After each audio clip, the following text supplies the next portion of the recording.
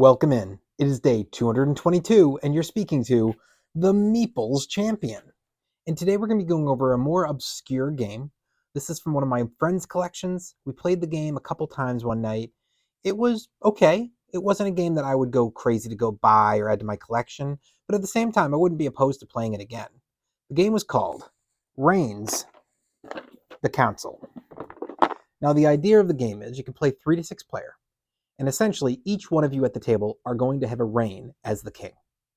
Now, when this happens, you're going to have a marker in the middle that's going to show your 4 different tracks, and you're all going to be dealt hands of 7.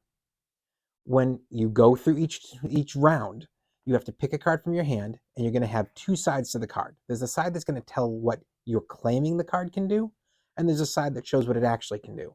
Now, some of these cards are honest, some of these cards are lies. The king has each person pass him one. You're not supposed to see what the other people do, so you keep it hidden.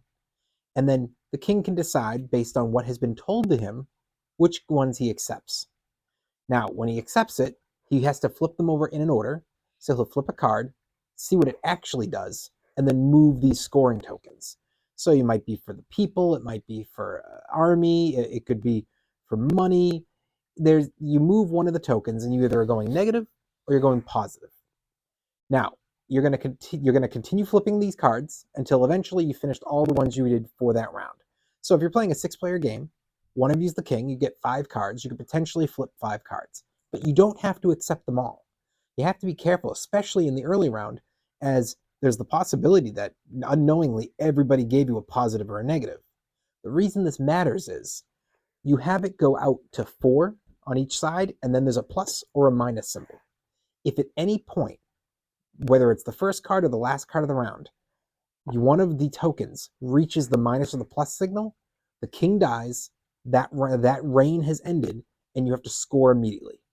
So now, the way that that's going to work is that if the king dies, you have to basically get all of the 12 points that were given to him are given to the king, but then you also score all of the people. So everybody has a secret scoring marker. They flip it over and they show what they're after. Usually there are 2 things you're after. So it might say you want to have positive in the money and you want to have negative in the population. So now you look at where it ended on those markers. If it was a 3 on the money, well, you wanted positive in the money, so you're going to get 3 points. If it was a 2 on the population, you wanted negative, so you get nothing there. So you get 3 points, you're good. Otherwise, you're going to now have to score the 12 points for the person who was the reigning monarch, as well as a point for every time one of your cards was chosen by the monarch. So you figure out all your points, you pass the monarchy to the next player, you play again. You do it till every person has done it, and then you add up your scores and see who won. It's straightforward. It's not too complicated of a game, but it's a lot about bluffing because you don't necessarily know what everybody's doing. And while I don't mind a good bluffing game, I do feel this game is a little hard to track, especially those early rounds. You never know. You might be sitting there going like, okay, I wanted this to be in the negatives, but it's in the positives right now, but it's only a 1.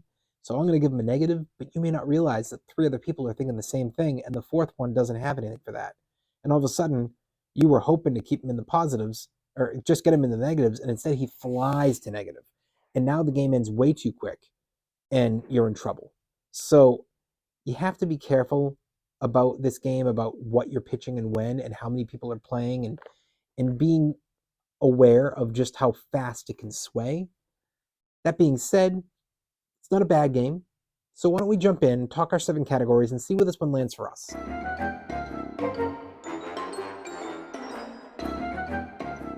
When it comes to the art, I'm not particularly a fan. I don't think that the front of this box is bad, but I don't love it. And the art on the inside is very blocky. It's not a bad art, it just doesn't sell me on the game. I don't see this box and want to buy it. I don't open the box up, put it out, and set a game up and want to buy it.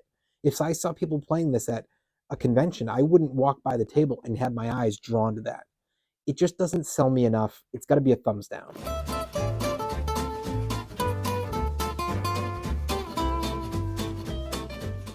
Your components.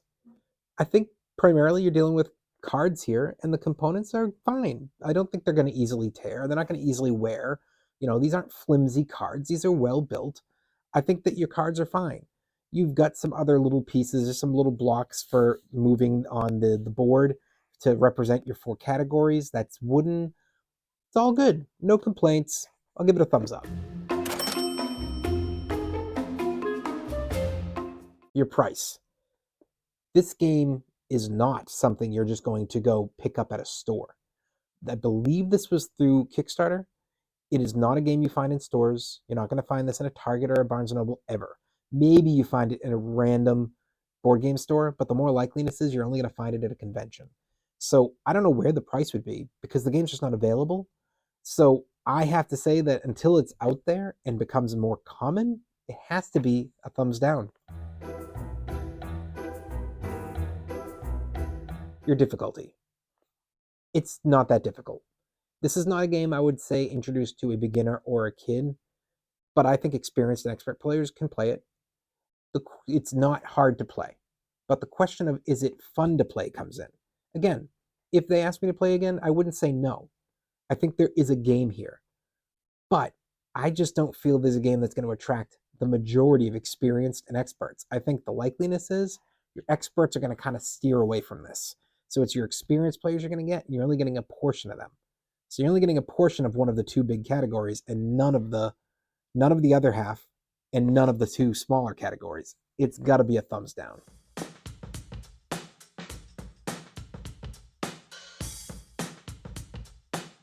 Replayability, if you're going to play the game, it does have replayability. I'll give it that. We played it multiple times, and I think that you can. It doesn't take too long. It's a pretty fast-moving game.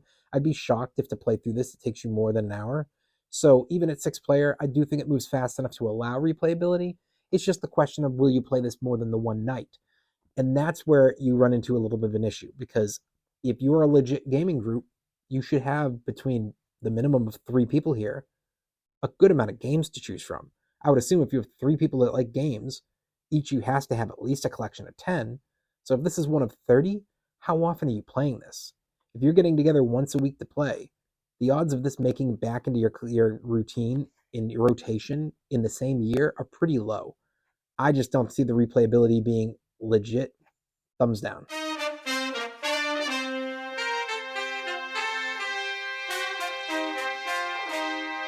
Keys to victory. So your keys to victory are you're trying to figure out based on the card you need and what's going on the board. Now, if you're able to track it, if you're able to keep up with everybody, maybe you can start to figure out who's doing what. You start to say, okay, this person's clearly pushing it here. I'm okay with them doing that because I agree with that. So I'm going to stop using cards that help there because they're doing the job for me. Meanwhile, I'm trying to get this one to go down and nobody seems to be touching that, so that's what I'll focus on. I think you can pay attention enough to start to pick up during the reign how to play out the cards, to do your best to try to end with a pretty good score for yourself. That being said, there is a lack of, you're only getting 7 cards, and because you're supposed to keep those hidden from each other, it is a little hard to track. So your keys to victory are there. They're just a little bit blurry. I don't think it's impossible. I think it's more so I haven't played the game enough to truly get a sense for it. So I've seen that there are keys. I'm going to give it the benefit of the doubt. I'm going to give it a thumbs up.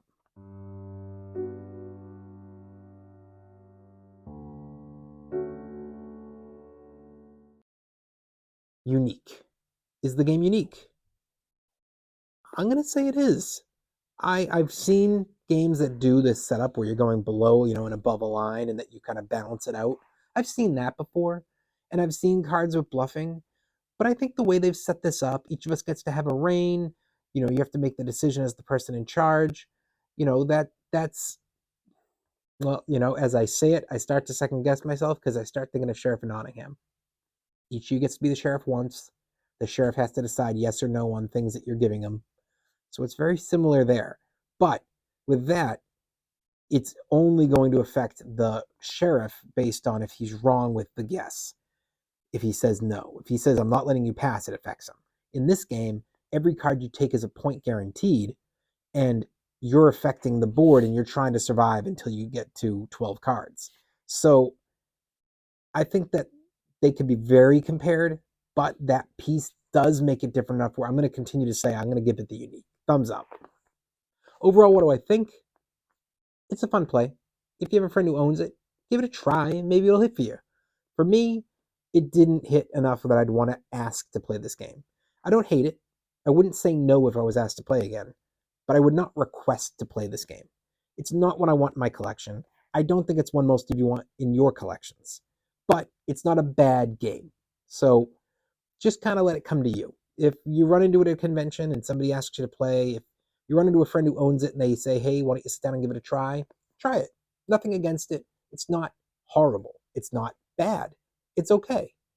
But don't go looking for it. Don't spend money on it. Don't try to get it into your collection. It's not that good. It's just good enough that it's worth a try. Well, it has been day 222, and we've been speaking about the game Reign the Council, and you've been speaking to the Meeples Champion. Like, share, subscribe, and check down below in the description where I'll be adding an Amazon link in case you want to get this game for your collection. Until next time, I'll talk to you tomorrow.